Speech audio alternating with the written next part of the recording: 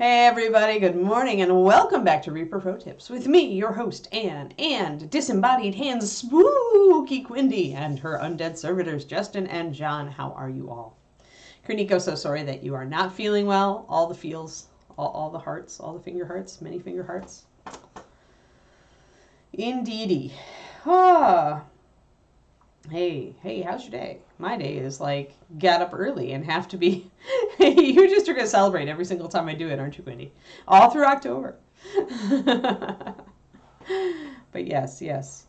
Every day this week is a get up early day because David has to be at work early because meetings, and so I'm like, oh.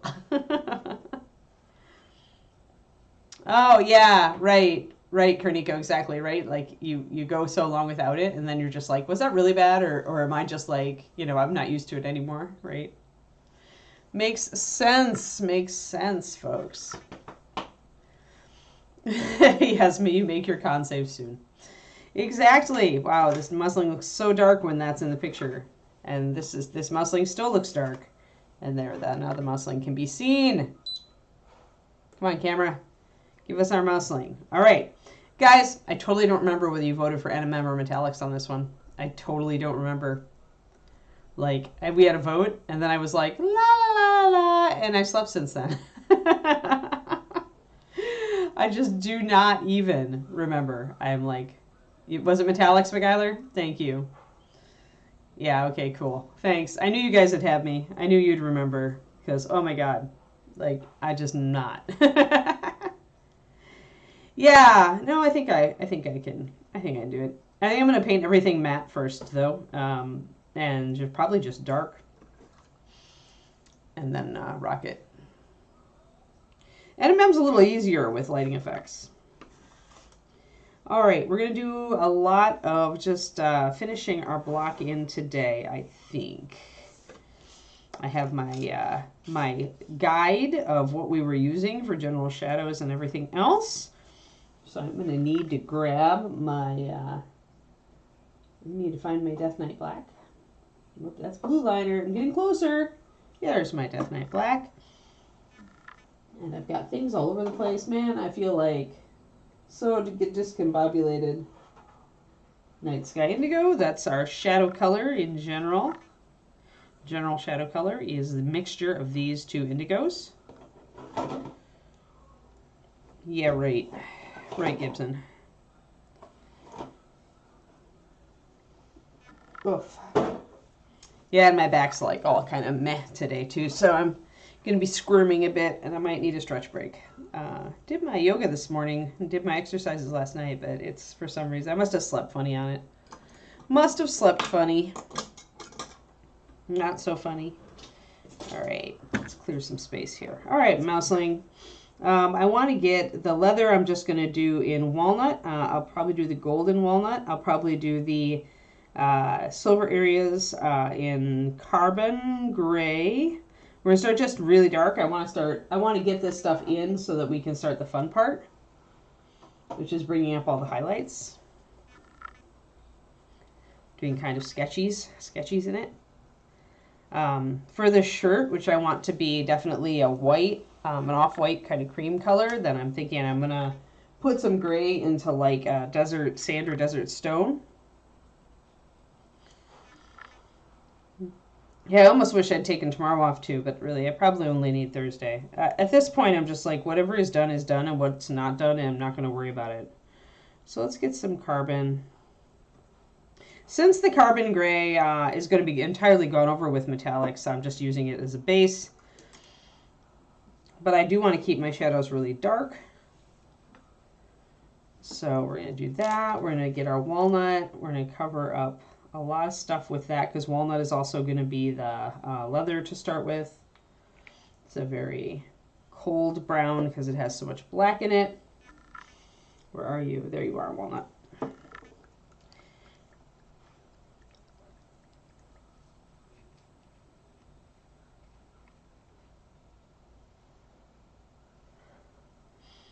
Yeah, some things are like that. Like the gastro crap I had was like that too, Kuro.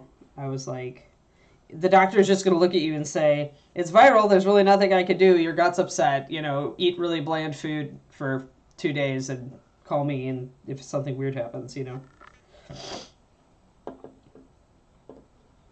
Yeah, some stuff is just not worth doctoring. It's just you gotta live through it. All right, come on. Come on, water bottle. Don't give me that crap. You water bottle, you are annoying me today. Stop it. Give me a drop. Thank you.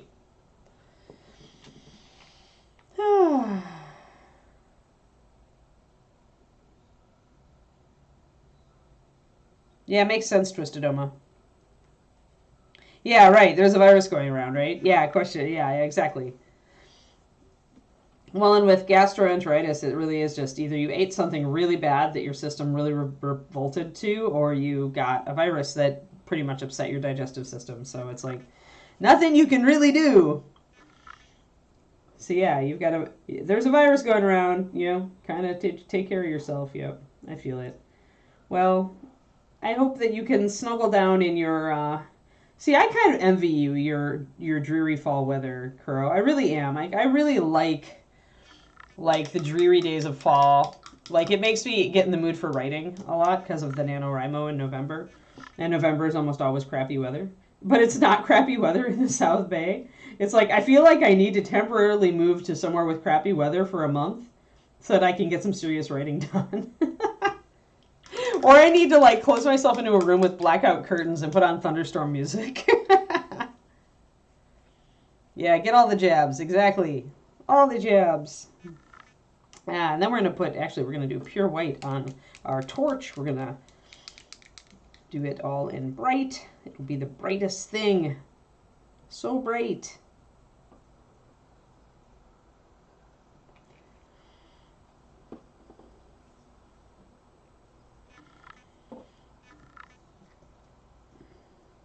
Yeah, rent a cabin, right? Or even anywhere, like, out, like, even up, maybe up in Tahoe. I don't know what the weather is in Tahoe in fall. But they're mountains. Maybe they're a little bit more moisture-laden and dreary. I need somewhere dreary to go to in November. That's just what it is. Need a dreary retreat. That sounds so weird, but it's so true. Maybe I just need to go into the city. Like, San Francisco is pretty dreary. Yeah. I don't know. It's just like, there's nothing better than like sitting in and like painting or writing on like a dreary, rainy day, right? Like, am I wrong? Am I right there? Like, because then you're like, you can't feel bad about not being outside. Like, outside is not, you know, not conducive to outsiding, and so you can just kind of like cuddle up in your happy, safe, warm, and like get your paint on or your writing on or your whatever art on. I think that's like super awesome. It's just my favorite kind of thing. Yep, reading good too.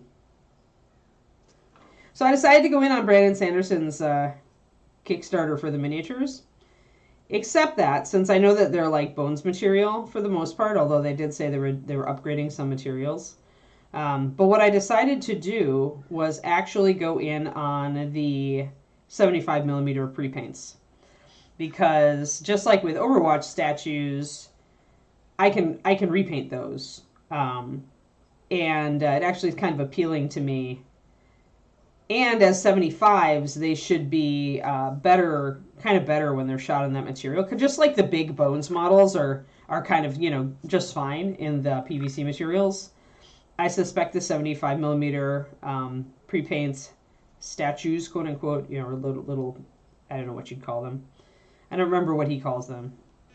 Just the bigatures. They're 75mm versions. And really that's what I wanted. Like, I wanted the main characters in 75mm.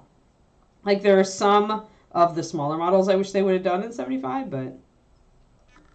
So I decided to go in on that, after all. I kind of thought about it for a long time. I didn't want the 28s, because I didn't want, like, Bones... Well, there aren't 28s, they're like 40s or something, but still. There we go. We've got our fire.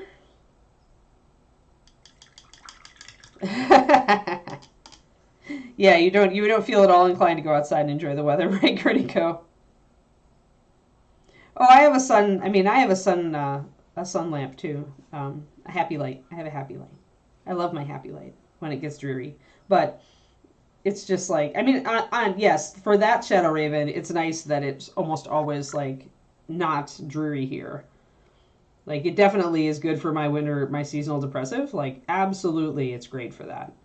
But some part of me just really loves to be inside and writing on a rainy day and being creative. And so I do miss, like, we have so few rainy days. We've been in a drought. We have so few cloudy days. So yeah, great for seasonal depressive, but I do like those. I like a dreary day every once in a while to be creative on. So I'm going to just block in all the gold areas with the walnut.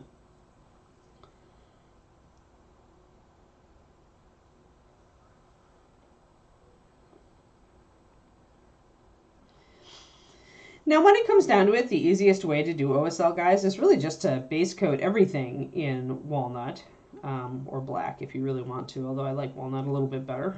And that's how David teaches OSL in his class, is just to start. So I have my goblin, Is just to start black. He starts with a black prime, and he works up from there. But he still, even then, blocks in dark versions of the colors, like, but just barely. Like, sometimes you're just like putting a touch of color on top of the black primer to bring something out. And so totally valid to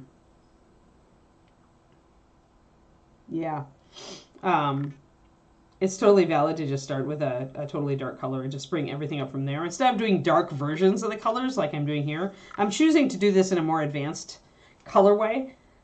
Just because, one, for practice for myself, and two, just to see how it turns out.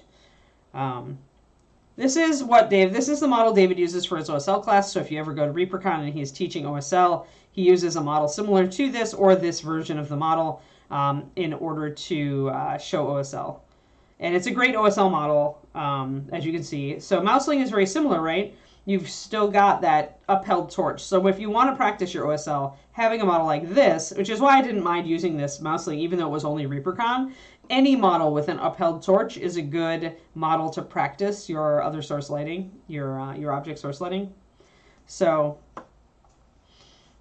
and this was painted in David's class, so it is a 1-hour paint job. Maybe an hour and 15. It's great if you like alcohol and rain, yeah. I can't do alcohol, but I do love rain. So, yeah. So, take David's class if you get the opportunity, if you are interested. It is a really nice little class, and it does, he goes around and helps troubleshoot and everything while you're working on it. So, all right. So, let's see here. That's going to be silver, silver. This is going to be brown. So we're starting very, very dark brown with the leather. And we will definitely be bringing the leather up. But I want to start near black with it.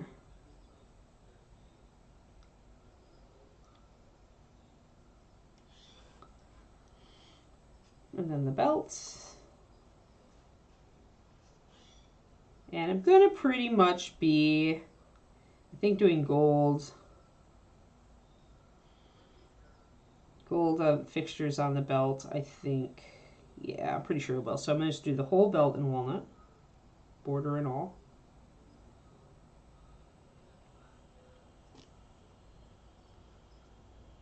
Could do this belt as more of a, like, actual armor, but it just doesn't read. It's not a breastplate or anything, so I'm just going to do it as a big, wide leather belt with fixtures.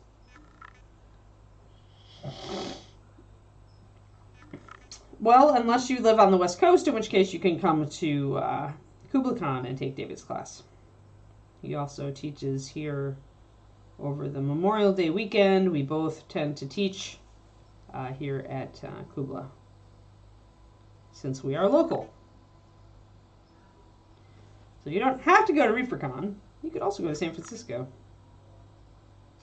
depending on where you're located. All right, so there. Now, I do also want, the wood here is also going to be pretty dark, although I'm going to be bringing that up, obviously, because the fire is going to be lighting it up.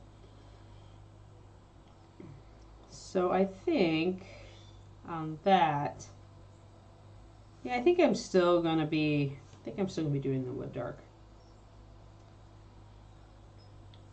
Let's just do it.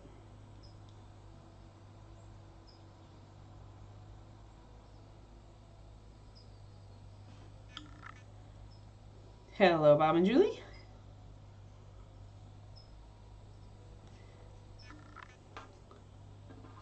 Yeah, David, I think it's one of his best topics since his lighting is his superpower, so.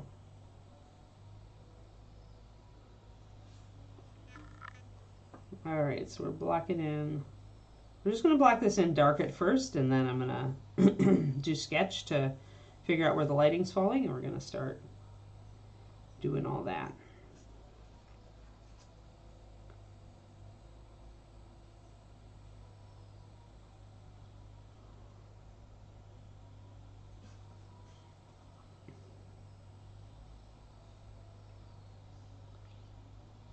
All right.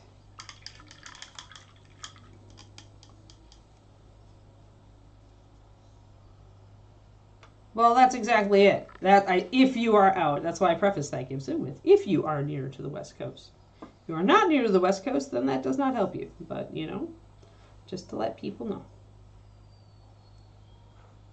Although I don't know, this past year was so stressful to me that I'm debating whether I want to teach live in the future. I enjoy teaching online more than I enjoy teaching in person.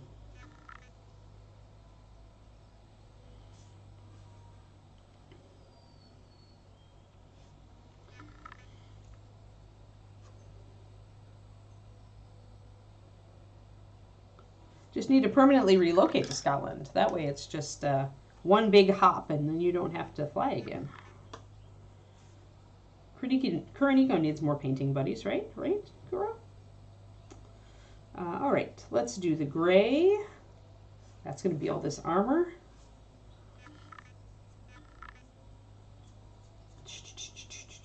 That's going to be carbon.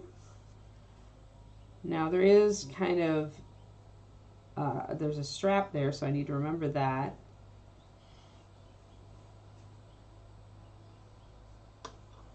These little boots are all armor.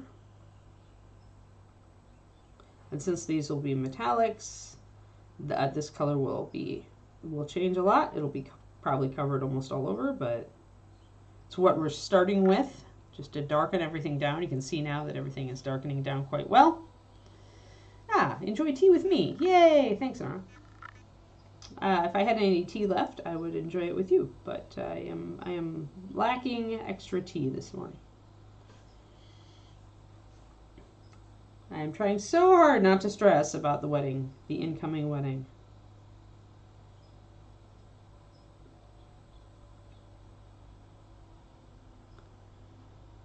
Mostly it's the incoming relatives.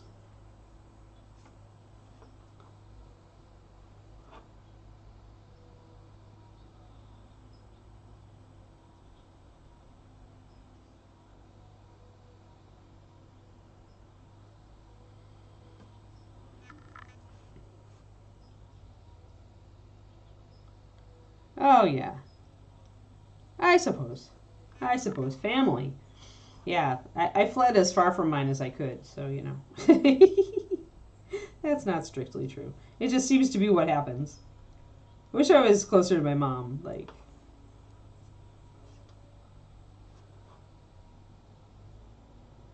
And my brother and his family, although I still hope that my nephew goes into tech and ends up out here personally. That's my personal private, like, you know, hope.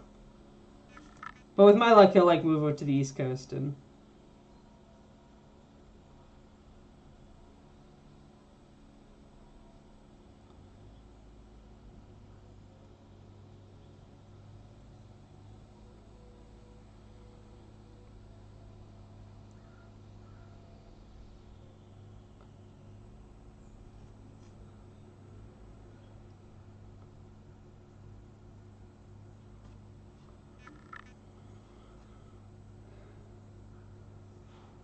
right, so that's the strap, so I need to do that in brown. This little bit here is metal.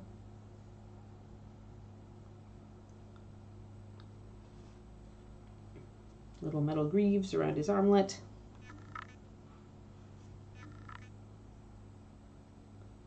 Well, I lived on the right coast. And now I live on the best coast. I know there's the war, right? But I've lived on both coasts. I enjoy the fall out east, that you actually get a fall, and it actually lasts for longer than 2 weeks. At least where I was, it did. But yes, that just means he would be very far from me, so I probably wouldn't see my nephew very much.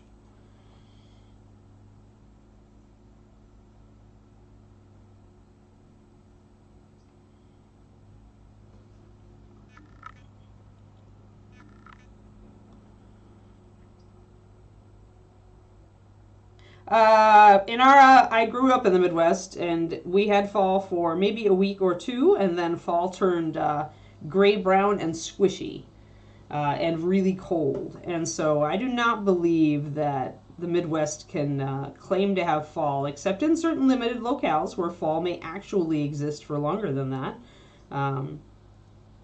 But in Wisconsin, at least down south, and in middle, it was not really fall. Not considering, okay, when I moved out to Baltimore and lived in South Maryland, the fall actually lasted 3 months, and there was color almost all of that time. It was insane. I was like, whoa, this is how people got that concept of fall being 3 months long. It was the first time I had actually experienced it. So yeah, fall was my favorite season out on the East Coast. It was just so pretty and nice. It was still like chilly, but it was the color made up for it. The weather was generally better than in Wisconsin.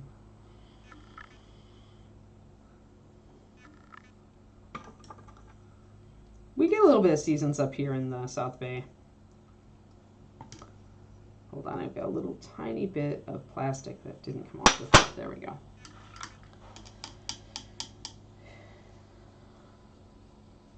Oh yeah, if you're in the Ozarks, that's different. Yeah, New England gets fall, yeah.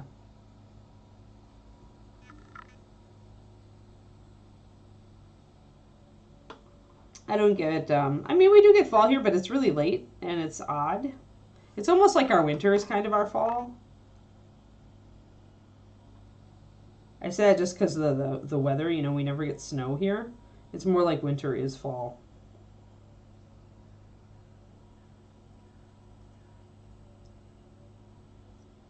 We don't get snow or ice.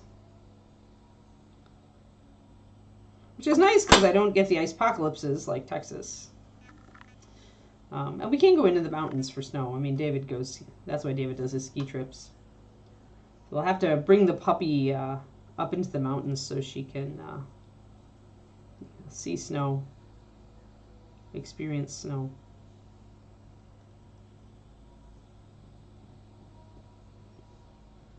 We have almost gotten all of everything blocked in. I need the carbon gray to be on the blade as well.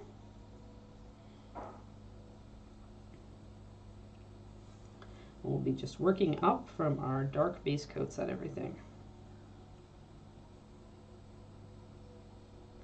And as far as the hilt goes, like the hilt of the sword would normally be an opportunity for a accent color. But here, the light may not touch it, so we really have to, I've got a little bit of fuzz on the end of my sword. I mean, it's mousling and everything, but I don't think we want a fuzzy sword. There we go. Better. Still fuzzy. Oh well, I'll get it later. But essentially, if you look, you have to look right past the torch. You have to see if you can see that hilt. That hilt is way there. So if you look, the hilt disappears completely behind the mousling, and so the hilt is going to get absolutely zero light. And so I am just going to block it in walnut, just like everything else dark, because there's no light on it, so it's really not going to be a factor. Like, there's no point in putting an accent color on it. Might get some reflected light, but that's it.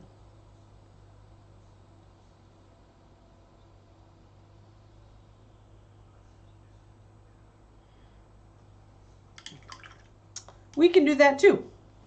In fact, we have to drive over mountains to get to the beach, and it takes us 45 minutes. Mountain View is only 45 minutes from Santa Cruz.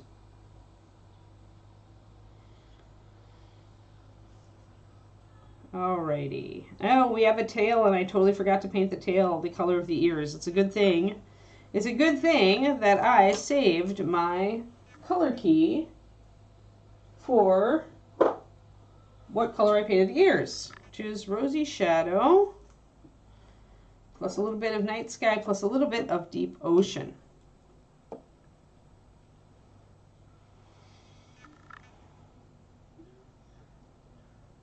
But I have to figure out where I stuck my Deep Ocean. There it is.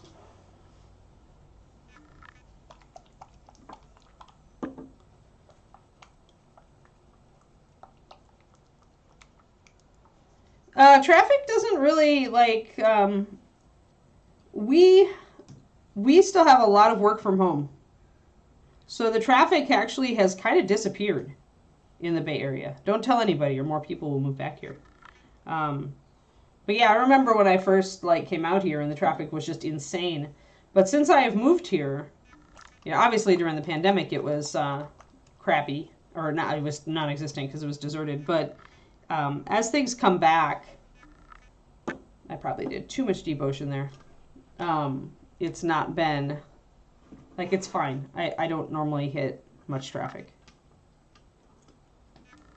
I'm going to take some of that Deep Ocean out of there because I went way too much with it.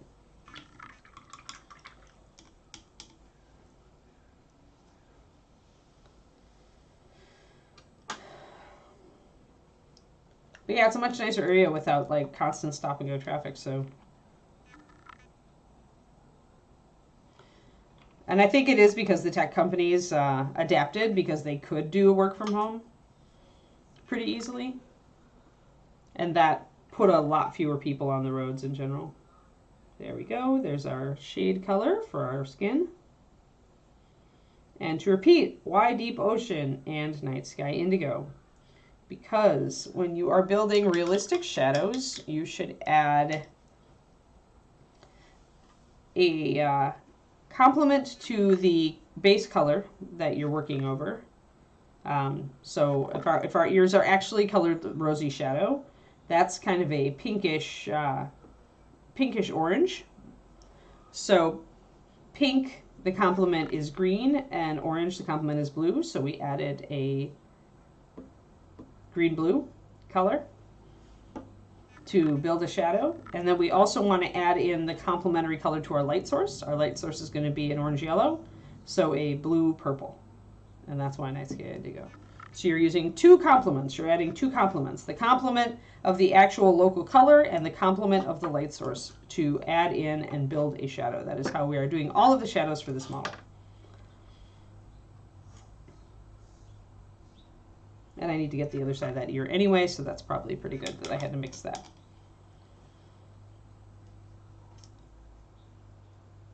Yeah, I don't ever do that one. I don't think I ever am on at 880. I think I might have been when I came back from with the puppy, but I don't remember. Normally we're on 101.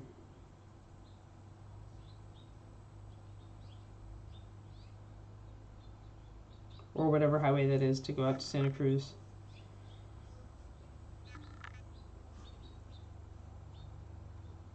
All right, get our tail blocked in. Yeah, we almost have all the darks blocked in now. Then we can start building highlights. And I think I used my general shadow on the ears there, so I think I want to grab some of that. So I need to mix up some Night Sky Indigo plus Death Knight. I don't know. I've never really minded traffic. I just kind of put, like, I have my music or my, podcast or my audiobook or whatever, and I'm just kind of chilling. Like, traffic is traffic. I can't influence it, so I just have to make sure that and especially because these days Google Maps will factor it into your travel time, so you can, as long as you check leading up to your leave time, you don't generally get caught unless there's an accident. So I just chill. I don't know. David gets upset with traffic. I kind of relax. It's weird. It's like an act of God, and I cannot influence it, so I may as well just chill and enjoy myself however I can.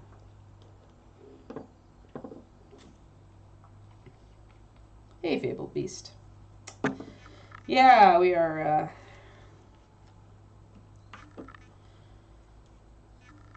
progressing. I just need to mix my shadow color for the little shirt here and make sure that I haven't missed any spots. But we are almost to the point. Yeah, we're almost to the point where we can seriously start bringing up highlights. So I mixed some of my shadow here. Probably going to throw in a little bit more Death Knight.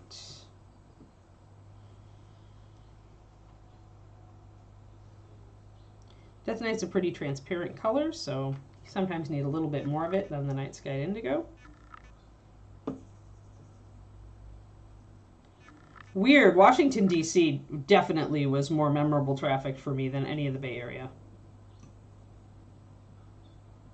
Trying to come back from Arlington through D.C. to Maryland on a Sunday with 2 hours of stopped traffic in the middle. Seriously, DC? Seriously?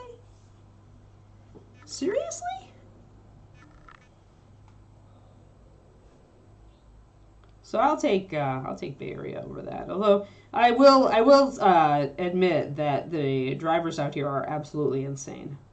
And I also have driven in New York City, DC, and Chicago. I grew up driving in Chicago, and it's crazy out here.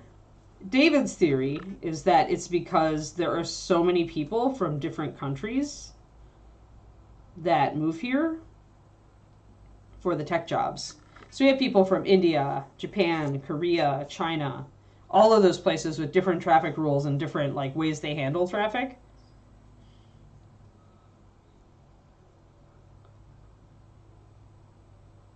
Yeah, people do. I agree, Kihasu. People always find a complaint. Yeah, and you're right, Rufus. Yeah, well, yeah, Boston also is pretty bad. I took a bus into Boston. When I was out in Boston, I was informed by the people I was staying with that I had to take a bus in because the traffic was so bad that nobody would drive me.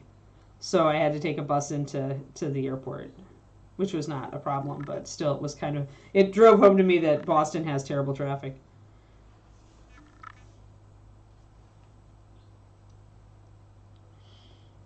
I don't know, Dogfather. Dallas has some rules, like do not signal unless you're going switching more than 2 lanes across traffic. Always slow down to the absolute minimum you can in school zones, preferably at the last minute. Dallas, I learned their rules, but Bay Area, it's rare for me to really grit my teeth and be kind of on super hypervigilant mode when driving or in the passenger seat. And when David is driving us back from the city on Saturday night after we've gone to a show or something, I get that way. I'm always watching all the traffic around me because I don't trust them. They're too unpredictable. Get that. All right, let's get the little rock base here. The boots are gonna look like they're blending into the base because we're using carbon gray on both. We're almost there.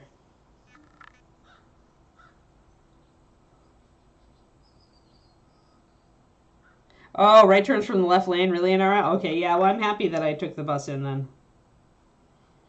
Alrighty. That was when I was out for my writer's workshop in Martha's Vineyard.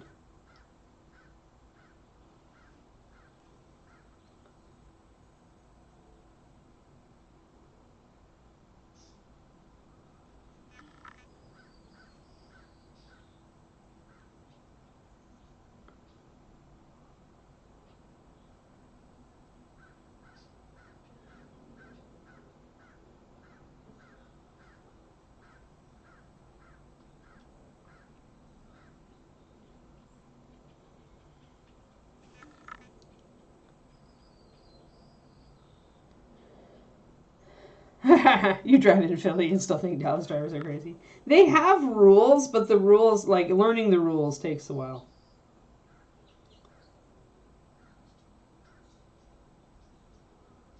And I have seen some pretty crazy stuff driving down to Dallas for the holidays especially, so totally get it. But I feel like actually San Francisco is worse than Dallas.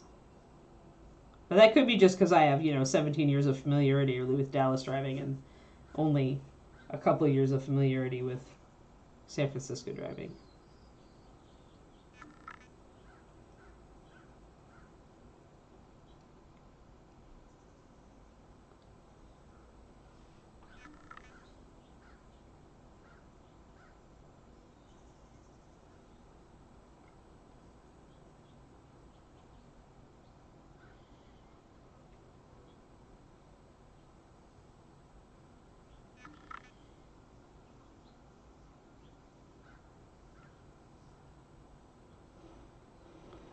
And a little rock. Alrighty. Got a little tail. Got the back completely base coated at this point. Everything looks like it's in shadow. That's perfect. Yeah, except out here, Rufus, where they've completely screwed up the public transportation system because every city apparently in the Bay Area decided to have its own transportation system.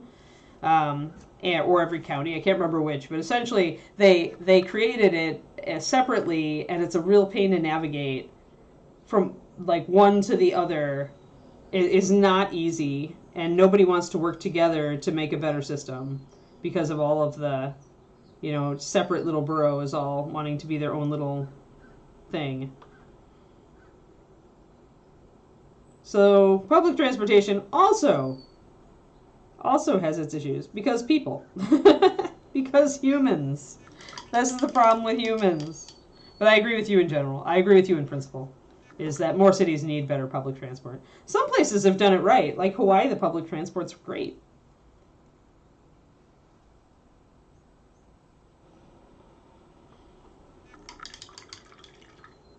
Yeah, and unfortunately there isn't one really out here, Rufus. Like everybody, because I think because California was really early adopter on the public transport, they just did it. And let's see, where's my desert colors? Grr, grr. There we go. There's desert sand. We'll use desert sand.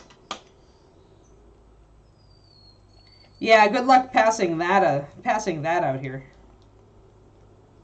Like, I think if it had been in place from the beginning, it would have had a better chance, but instead we just deal with needing two different kinds of travel passes for two different train systems to get from Mountain View into San Francisco. I'm gonna do, so this is, so when you're looking at a color and you're trying to figure out, okay, if I need to mix a natural shadow for this, what color is it going to be? Yeah, and how spread out everything is. Like in Texas, everything is spread out immensely, and so there isn't much public transportation because it would take a ton of money to really do a big network across the DFW area. So if we're looking at this color, we see it's kind of yellowish, right? So right away, it's yellowish and it's got a little brown. Brown, always remember, is a little bit orangey. So here we would need a purple blue, and as it turns out, this is just a muted version of our light color, which is also a yellow with a bit of orange. So, yeah. Yeah, in the U.S. there is definitely an increased interest in public transport. I agree, it seems to be, which is good. It's very good. So we are going to use Night Sky Indigo as our general shadow. I'm going to put just a little bit of it in there because this is still a light color. And I want to just kind of shift it a little. I don't want to make an actual purple. I want to add just enough to make it more gray. Because you don't want to knock out the color, the base color. You just want to make a darker version of it. It's kind of like with our skin color here. You can still kind of see that it comes from like rosy. It's just gone gray. It still has that pinkish coat tone to it, though. And here I want the same thing. I don't want to have a light purple when I'm done with this. I want this to be a gray that is still obviously descended from my, there we go, we're getting real close. Yeah, okay, so we don't want to push it any farther than this. I want a gray, not a purple. And that color on the edge, because when you mix complements, you end up with a gray or a brown. And so here you are actually aiming for that kind of color.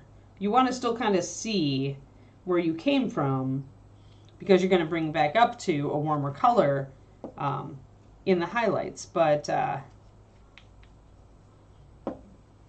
you're not trying to really make it purple.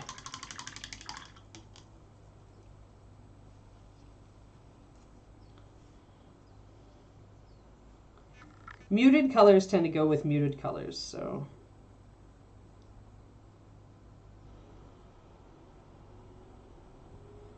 There's very little shirt showing on this Mousling.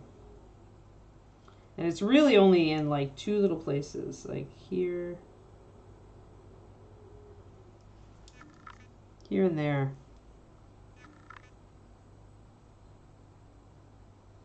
I kind of wish it was showing in more areas. But the thing with Mouslings is they're just so little that there isn't a lot of room.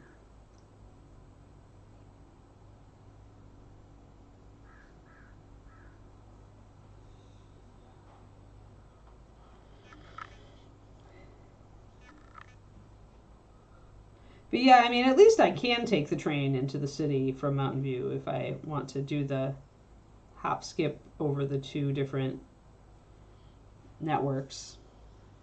It just could be a better system.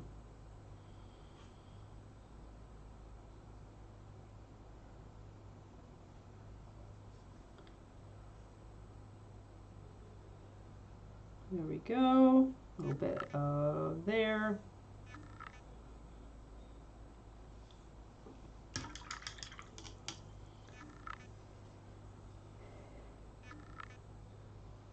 A little bit of that tucked in here. Okay.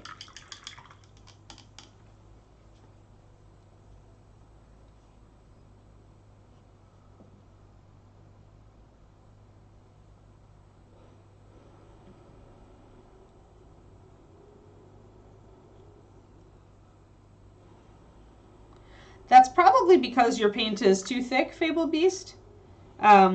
If you really want softer highlights, I mean, you probably want to work up from a middle tone, and you need to thin a lot to get, if you're doing layering. So if you get very stark highlights, then that's the case. Now, that said, with a model like this, you're going to have stark highlights because you've got a single bright light source, and you're definitely going to get hard shadows.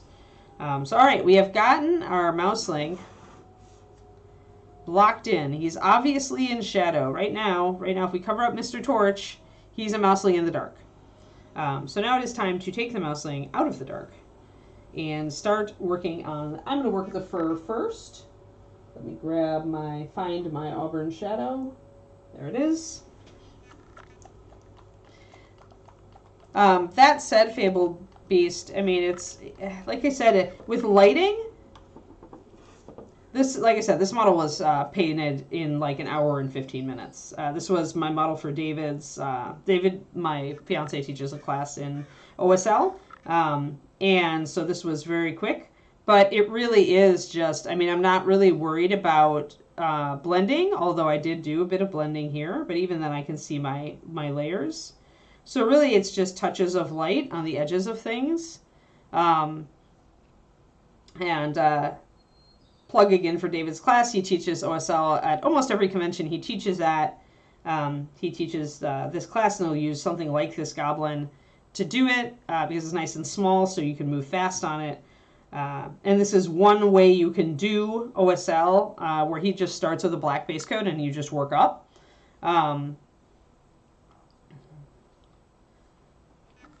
But I'm doing this with a more like realistic shadow treatment. So, but as you can see, like this is just touches. It's not blended really. If it's blended, it's because I wet blended it. So it's not necessarily that you need to get get really blendy on it. With light sourcing, you have to get the light sourcing right. And once you do that, then you can always go back in and layer over your if your highlight is too bold, you go back with your midtone and you layer over that edge to soften it. But it really is just, and then the further away you get, the more it looks like it's actually lit. And if you add a black backdrop, it really looks like it's lit. So yeah, maybe it looks better at that. No, yeah, it's about right. So yeah. But it's not important. I mean, flickering light sources like torches and bonfires do tend to have, like, they may give the impression of a softer glow transition, but there really still is a hard transition. I mean, where you get a softer transition from highlight to shadow is when you've got a softer light source, like not just a softer light source, but you've got ambient light. So like an overcast day is like the definition, or like right now it's kind of a haze. There's still a haze out right now, so we have a very soft sunlight outside right now. That would be like a place where I would get a soft transition between highlight and shadow. Or like in here, there's a lot of fill lights. There's a very soft transition from highlight to shadow. But with firelight, you do tend to get really dark shadows opposing your highlights. So it's David's class, Bryce. Have you not taken David's class? Like, you totally should. I sat in on it here at Kubla, and I painted along just for fun. But yeah, I mean, it's a little goblin, so it's probably the best fast paint job I've ever done. Because when you start from the black primer, it does a lot of the work for you, or dark in this case.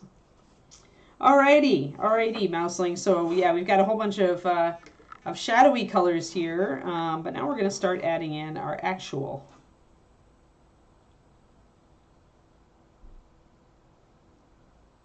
Fabled Beast, welcome to the club. Everybody in this chat is you, including me.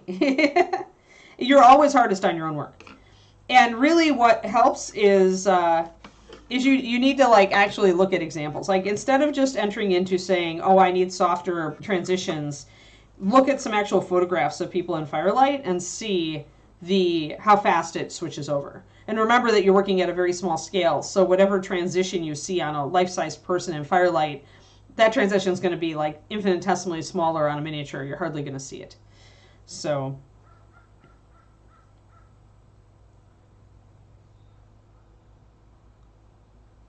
yeah, it's just a good little, I mean, it's a good little fast class. Obviously it produced a good enough example for me that I still keep Mr. Goblin around to illustrate. So we're doing something a little bit different here. All right, so now as we're mixing our highlights, as I mentioned, there's not going to be a lot of transition color here. Because if this was a life-size Mousling, then maybe you'd see a slight transition zone between shadow and highlight. But because this is a miniature Mousling, that zone is going to be extremely small. So because we've got a single light source and the rest of the model is kind of in the dark, I'm never going to actually use what I would call my local color. So his fur is actually this color, but we don't have any room to really portray that because we've got a colored light source and then we've got shadows. So instead, I'm going to be mixing my highlight into this color to get my effects. So I need to mix up my highlight color first, the color of the torch. I'm going to use candlelight and a tiny touch of sunrise to create an orangier pale yellow. I am not using lantern in this case, although you could use lantern, but I just have to add white to it anyway, and so I may as well just use candlelight, which is kind of a shortcut there.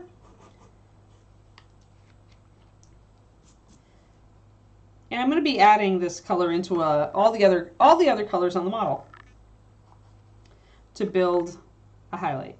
So,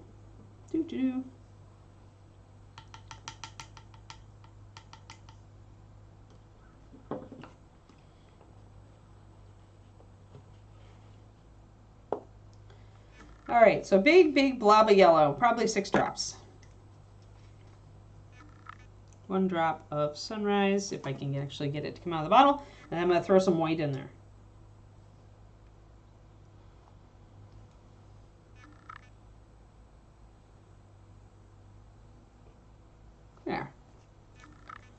I want a yellow with just a bit of orange. I still want it to be mostly yellowy.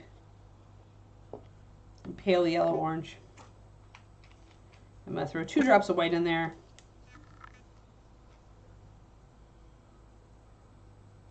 But yes, the main rule of, I think, art in general and creativity in general is that we are all much harder on our own work than everybody else. Everybody else just sees the magic. We see all of the warts.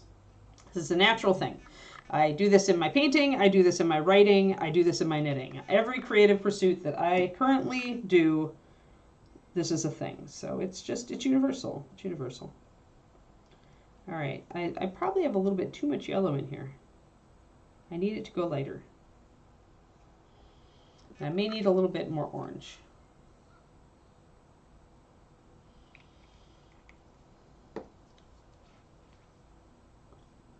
I actually put a full drop of orange in this one and more orange in that one. Then we'll mix up.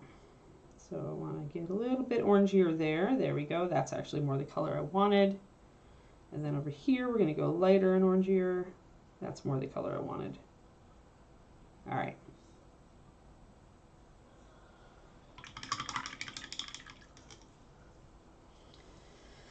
But yeah, we all are too hard on ourselves. It is a sad truth. It's the nature of humans, I think. I'm going to use the lighter color to block in a torch. And I actually need it to go a little lighter than this at the heart of the torch. So I'm going to mix in some white and do a little blending.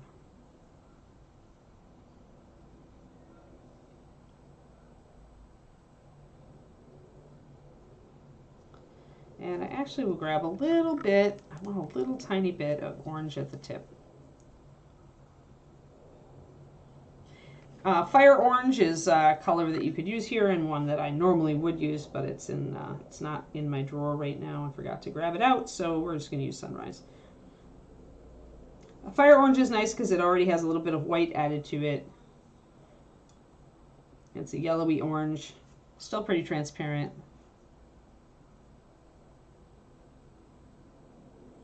Wherever I've got kind of bits of fire that are standing out, I'm going to add more orange tones. Wherever I see them go more inner, I'm going to add more pale tones. I'm going to just block this in super fast.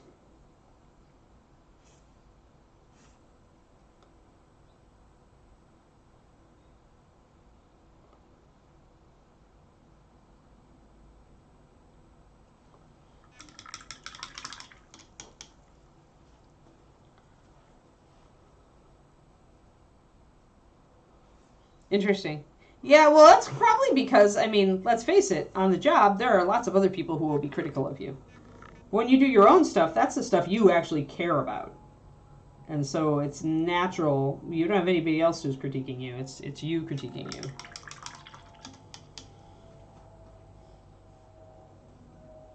Oh, I already know. Like, David's seen it. I had David actually weigh in on which dress option. I am not a traditionalist as far as he can't see me in my dress before the wedding. Yeah, BS. I needed a second opinion that wasn't my mother.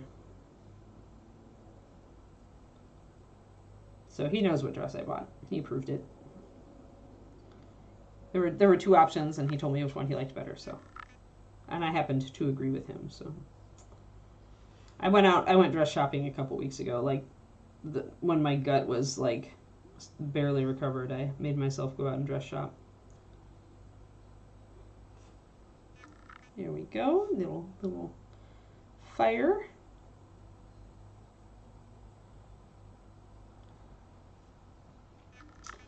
But yeah, no, I just everything is done. We got Jen our vows. We wrote our own little vow things,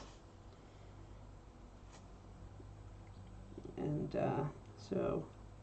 That was the last big thing. Now it's just we need to go shopping on Friday for charcuterie and snackies and stuff to have when people come over, and wine, of course, copious amounts of wine. And we need to, I'm probably going to get a bouquet of flowers. I just need to go and arrange that. It's on my to-dos. Not super important, but something I would like, so.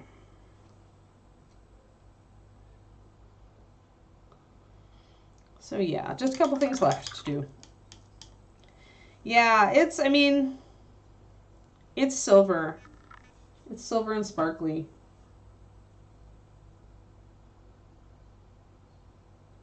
I don't know if I still have the picture, but it's silver and sparkly and goes all the way down to the floor, which I wanted. I really like long dresses. It's got a lot of beads of seed pearls and some sequins on it. It's sparkly and pretty and silver. It's fancy enough to get married in, but still unfancy enough that I could probably like wear it to David's holiday party if they have one this year.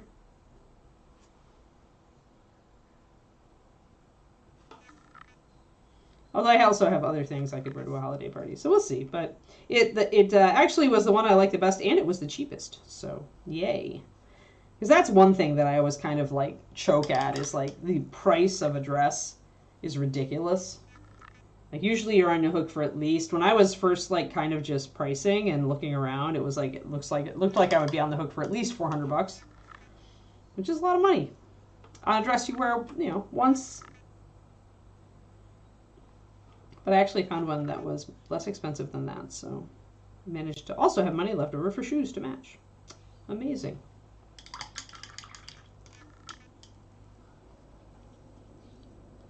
I have never been to a Google holiday party yet, Crowley.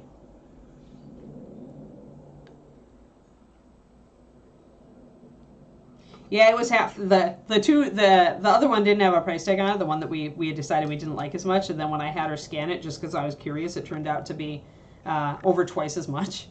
So I was like, yeah. Yeah, if they restart them this year, we'll see.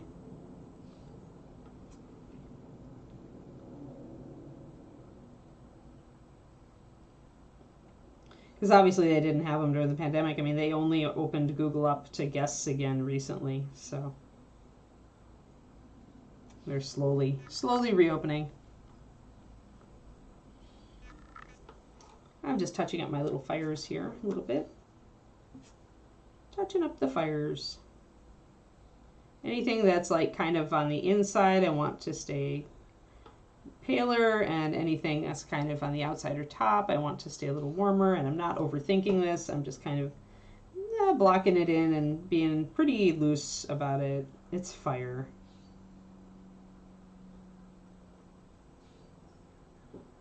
It's not a very precise thing to paint anyway.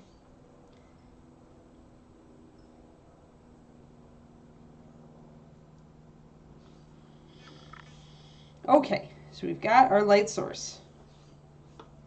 Now I'm going to take my fiery color and I am going to put it into the mouse fur color. There are a couple different ways to do this. Let me preface this by saying you could just underpaint with white and put the fire color over. I kind of decided I wanted to build up highlights this way, in the same way that I built down shadows.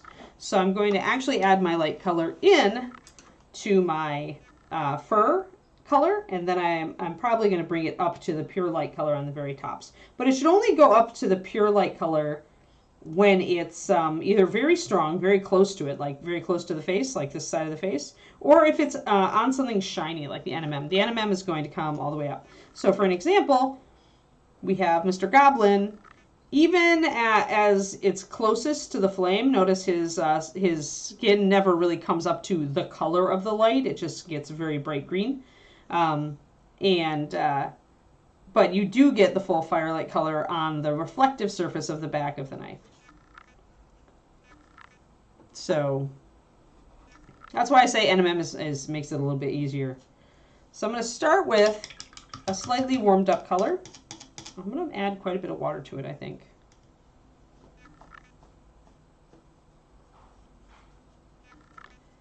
Yeah, I find that this kind of makes it a little easier for me because it's really, then it's just bringing in like that color. Let's see, I need my water.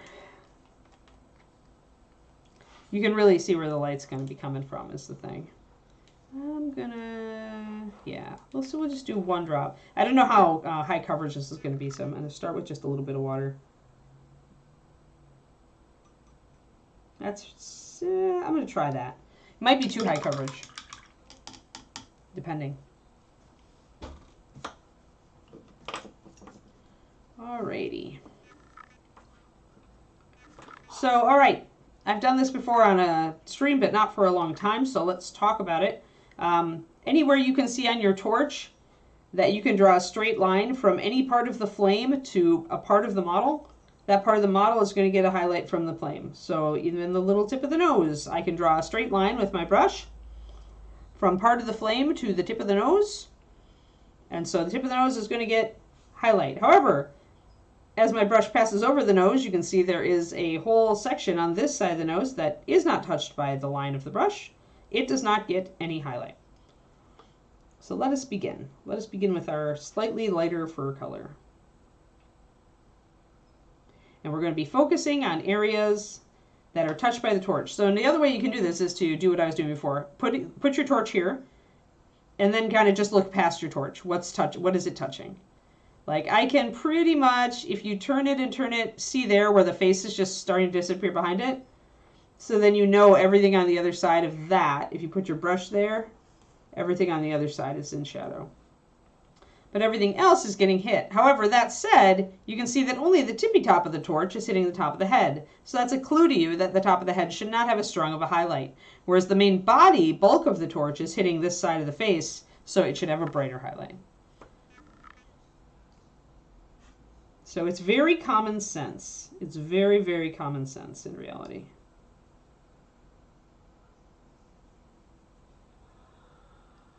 And remember, the ear is going to cast a shadow too, so I kind of have to look at the head and the ear and say, okay, so the area right behind the ear here is not going to get hit. But I'm going to use this first color pretty liberally. And I'm going to use a brush stroke that is in line with the fur direction, which is very clearly sculpted on this model, so it's pretty easy to see. And again, I want to highlight here, but just as it goes behind the ear here, we are going to have shadow.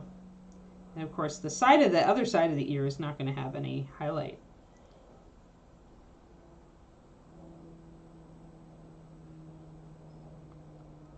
So I'm going to start just little, and again, always going with the direction of the fur, so that you get the fur texture. So we're starting to bring up the lighter. So let's remove this and zoom in. Starting to bring up the warm color, and let's get in focus. Oh, it wants to focus behind because there's so much shadow here. There we go. So all right, you can see that lighter color coming up. Yeah, HM, I bet. Yeah, we went cheap. We were very cheap, very, very cheap. The most money we spent was honestly, I think it was the dinner reservation, because we pretty much just bought out the back room at one of our favorite restaurants.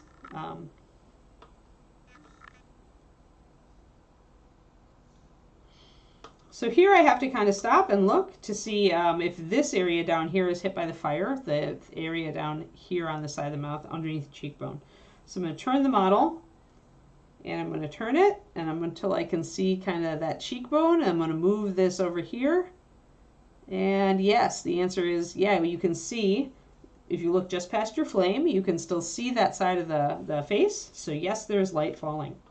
So that's great, because that means we can really bring out his little mouth, just his grimace, his expression.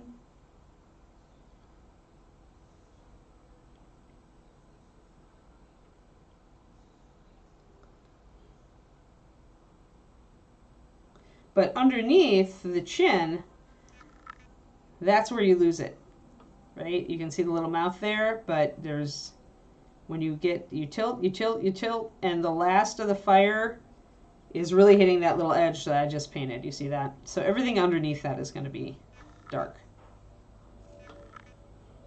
So this is very, very much common sense. Just kind of line your light source up with the model and paint what you see.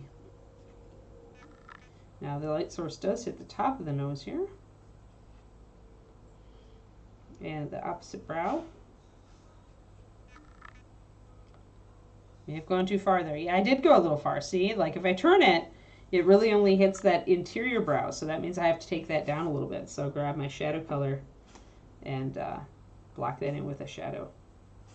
I can just glaze with my indigo if I want. But yeah, I mean, I would have honestly eloped happily if this weren't David's first, marriage. I knew his parents would want something. Although they eloped, so we could have absolutely done it, and they wouldn't. They would have not had a problem. But you know, sometimes you can just sense what will make somebody happier. And my parents didn't get to come to my first wedding, so this is just paybacks. All right, so there we go. Just this interior part here. And as you can see, since my paint is thinned, every time I put another layer of this color on, it actually brightens up a little bit. And this is key, Fabled Beast.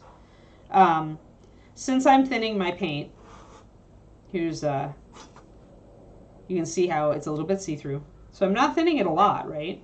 But it's still a little bit translucent here.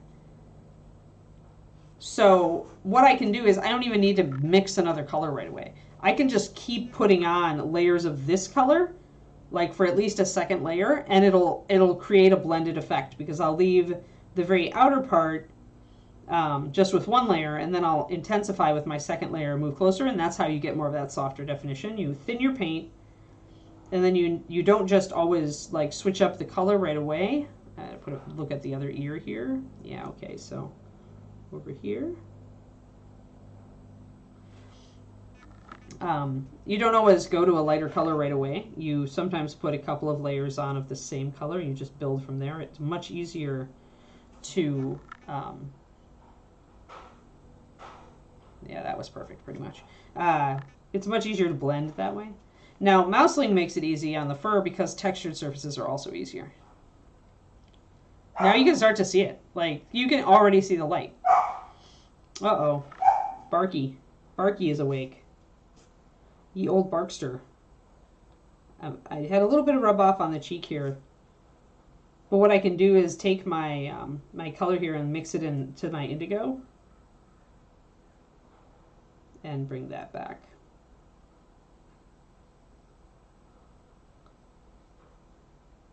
There.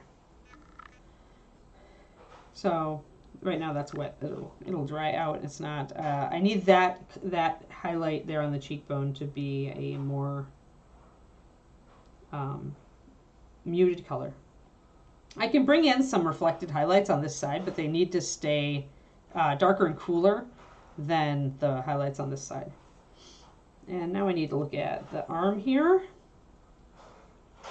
I think there's really only highlight on the very top part of the arm, as far as a strong highlight. That's the thing. This, I tend to like do dark eyes on my Mouslings. So really you're just going to get like a really strong highlight from the fire and a really dark brown color, probably. The puppy is fussing, acting up. It's not time yet, Pa. It is the sunshine, by the way, guys. I've been watching. Every day the sunshine hits at a little bit of a different, oh, the howling. A little bit of a different time, and so she's definitely reacting. Like, when the sun comes out, that's when she thinks it's time to go out. Like, because of, probably most times she's right, but today the sun came out a little bit early, and so instead she's being a fussy puppy. Oh, that was a little bit too much light. Yeah, it's way too strong. So now I'd have to take that down. Nope. Taking it down. Puppy distraction. There we go. Yeah, you wouldn't do a... Okay, on this model, you're never going to go up to pure white. You're going to go up to yellow-white. So you're just going to do that yellow-white pinpoint highlight on the eye.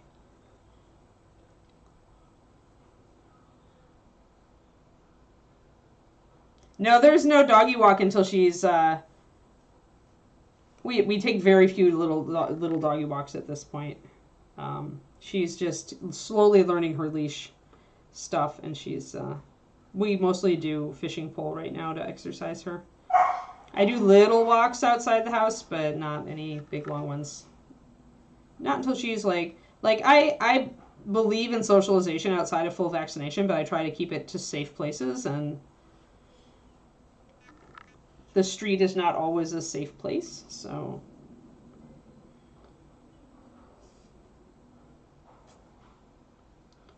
So no doggy walks right now. She's pretty good going away from the house, but she gets crazy and wants to get right when you turn around. She wants to get back to the house really badly. So probably to teach her to walk nicely, we're actually going to drive her places where she doesn't have the secure house to try to get back to, because then she gets very bad manners.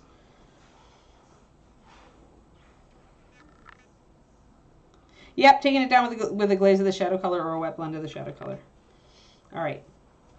Now, the hand is right under the fire, so that's going to be pretty high. Let's just get our highlight color in there. And I want that color on the top of the hand, not the underside. Unless you've got, like the back here, the hand is tilted a little bit, so it's both fingers would get a highlight on top of them. Settle down. Eh.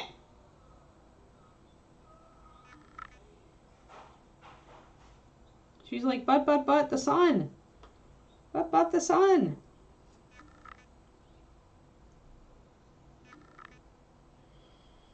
Yeah, it's scary.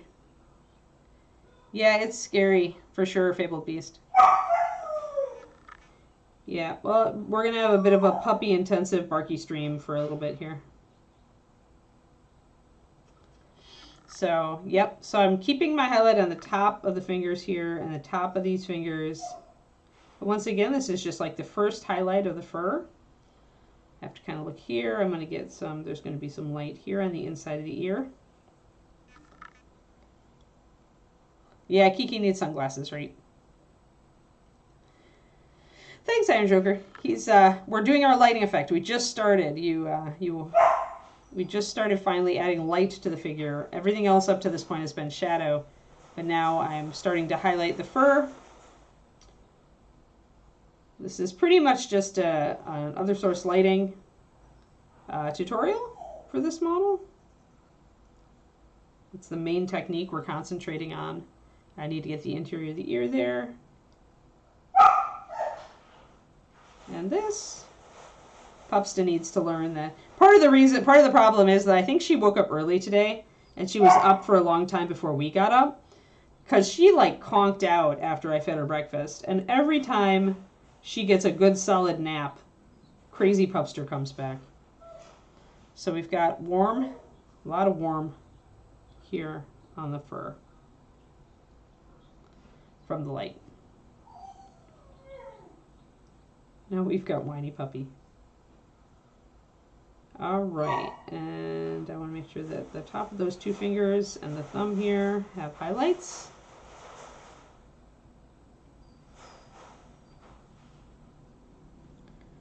And I'm not going to actually hit any of this right now. Like I may decide, like I said, there may be a slight reflected highlight over here, but not yet.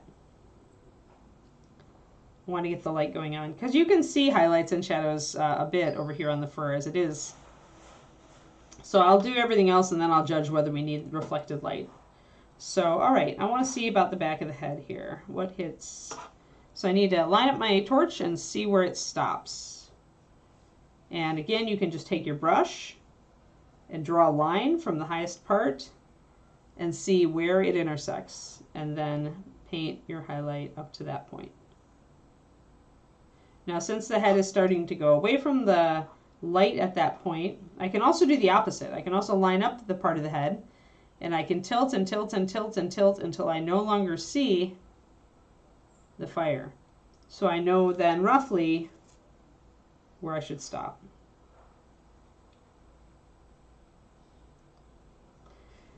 And again, you start with one layer, but then you can build up that color to the second layer before you start mixing another highlight. Somewhat, Max. I mean, every painting, like every painting rule is that, though. Like every painting technique has rules that you can then break once you understand them. I mean, that's true of everything in art. But will I take liberties to try to bring up highlights elsewhere on the model? I probably actually won't. As I said, if I put light over on the dark side of the model, it's probably going to be reflected light, just from regular like cold reflected light from the torch. So it's going to actually be a different color.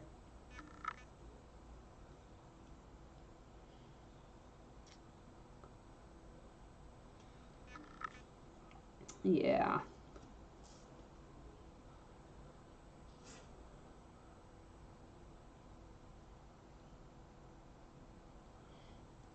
So probably the thing is with this sort of thing, when you're doing OSL, sticking to the rules is actually pretty important. Making sure that your light only touches stuff that it would touch. Like in this case, halfway up the sword. The sword is only going to get light like from here up. Like I'm going to put that little mark. And if it gets other light, reflected light, it's going to be like kind of cold blue light reflections from shadow ambient. Like if you're trying to, and the thing is if you're trying to portray a strong light source, it'll inevitably look a little wrong if you really try to trick the eye, like try to push it. Like if everything else is in shadow here and yet I put some highlights here, like somebody's gonna be like, that just doesn't look right. So this is an illusion we're building, so it's important to like stick relatively close to the illusion unless you have another light source in the piece. And this is why people do dual light sourcing. I'm going to bring up another layer of this, warmer. And then we'll build another highlight.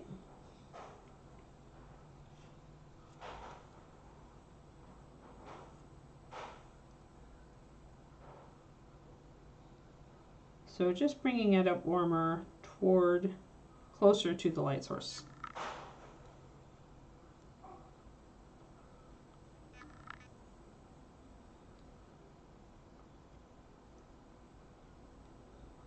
So I don't know. For my OSL, I stick pretty close to my rules because I do want it to be convincing and dramatic. But yeah, if you want light on the other side, like obviously there's some ambient light because I'm still picking up some colors back here. They're just very dark.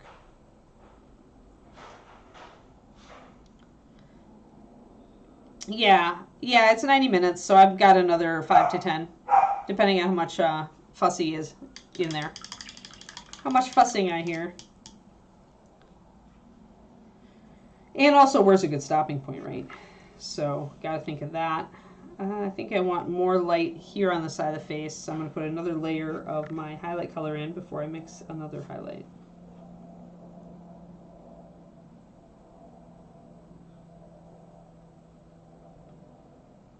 And it's not super important to keep a lot of hair texture at this point because I'm going to be bringing up at least one more highlight.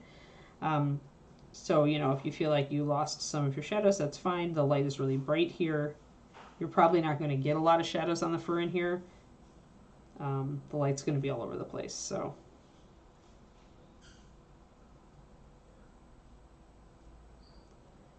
Then I want to bring this up pretty strong when the light's right there. This whole ear is going to be pretty strong. And I'll have to get the skin color as well. But let's do that actually, because this ear is going to stay pretty dark. But this ear is going to come up. So where's my rosy shadow? So we're going to do the same thing here. My base color, my ground color, my local color is rosy shadow, but we're never going to actually use it. We're going to be mixing shadows into our shadows, shadow color into our shadows, and we're going to be mixing our highlight color into this. So just like with the first highlight of the fur, I'm going to be grabbing a little bit of this, and then I'm going to be putting our highlight color into it. And bringing that up pretty warm. Pretty warm.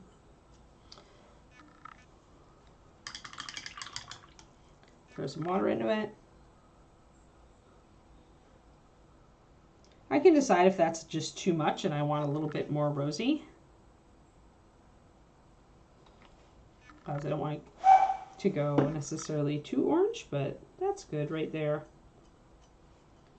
But it's still warmer than the actual rosy skin.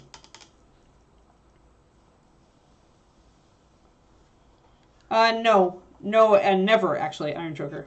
The orange on top of the fire is there just because the end of the fire tends to like smoke a bit. So I tend to do darker and lighter here, but I do not actually use my orange for highlights. I only use my light color. This is my light color plus white. So this is the only color. You don't have, with fire, you don't have different colors of light typically being given off. You usually have like one main color of light. So I don't think that it, like, usually when you see darker fire colors, and it depends, right? Because if with a big fire, it can go very reddish. But then you have that reddish orange, like that's the color that you get. You don't get red highlighting some areas and orange highlighting others. You get that middle color. So don't ever think the orange here, the color of the light is really the color of the light.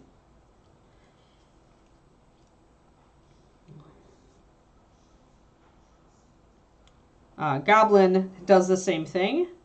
He just has orange at the tiny tips of his fire. But the color I am highlighting with is the yellow. You can see some of the orange over here. I actually did take advantage of that a little bit over on the metal. But that's where it's going to, like, metal is going to maybe reflect like some of those darker and lighter fire colors. But skin is not going to. Skin is going to homogenize it.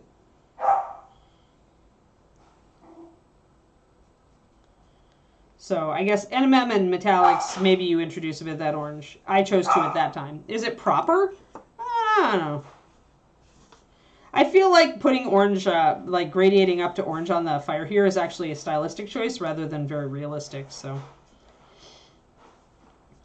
all right, ear.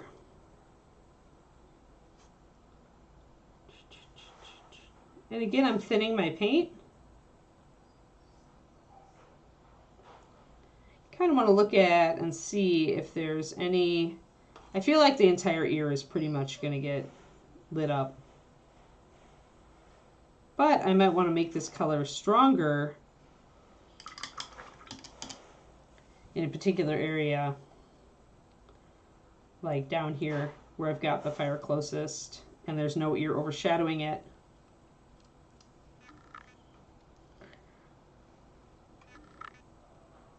But yeah, OSL is not like my shtick like it is my fiance's. So my rules for it are probably not the same as everyone's. But in general, I always tell you, if you're trying to duplicate something, look at nature.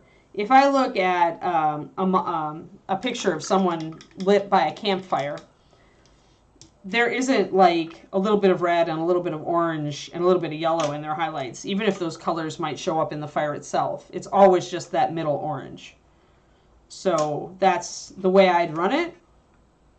And in truth, the Goblin, I painted this like years ago.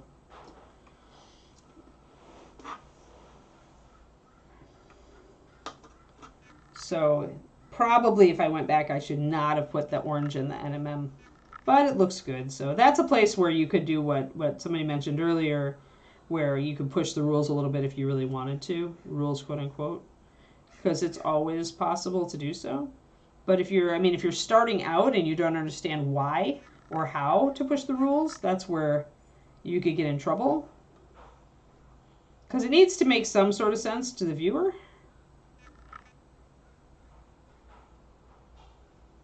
I mean, I guess you could do it just because it looks cool. I mean, you do whatever you like, really, when it comes down to it. But if you're asking for best practice, I always take my cues from nature. I always try to start there and mostly stay in line. So we've got actual skin color coming up now. I'm going to only leave a bit of shadow up on the very, very top, because I feel like the ear could fold over there a little bit. And you're seeing a shadow now because I see there really isn't much of a shadow.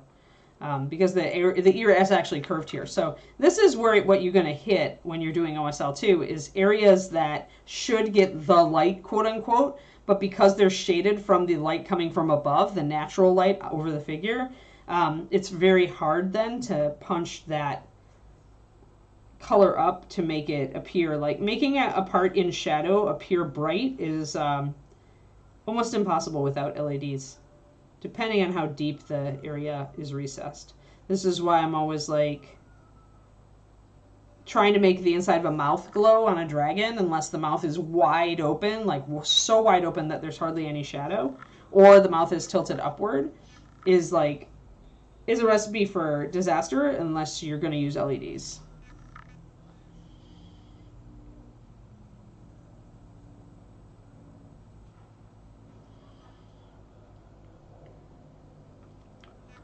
Yeah, all Quindy can do is work with the information she's given. We're lucky to have a Quindy.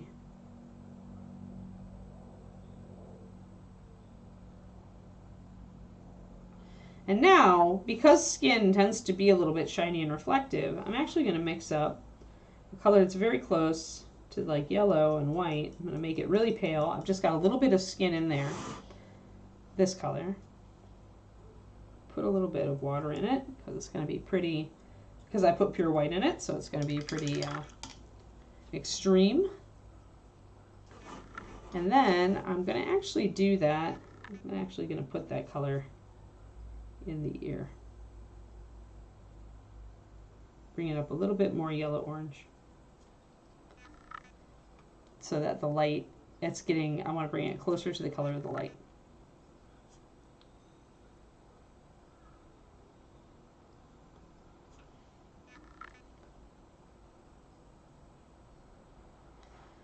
Haha.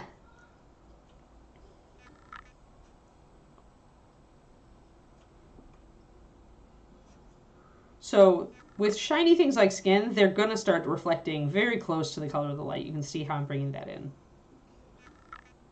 I just chose an area that's kind of tilted toward the light to do that. And I've still got my previous color, so if I need to blend in an area, I can wet blend it real quick. So you can see the light there. Very close, actually. And that's right where that full force light is going to hit, at the curve of the ear. So the ear is definitely reading that it's lit by the firelight now. I like that. Good. So that's just kind of an example that we could do real quick to show you kind of how to handle that. Alrighty. So next time we will continue, but you can already see now that I have the ear and the face, you can very much see the light direction.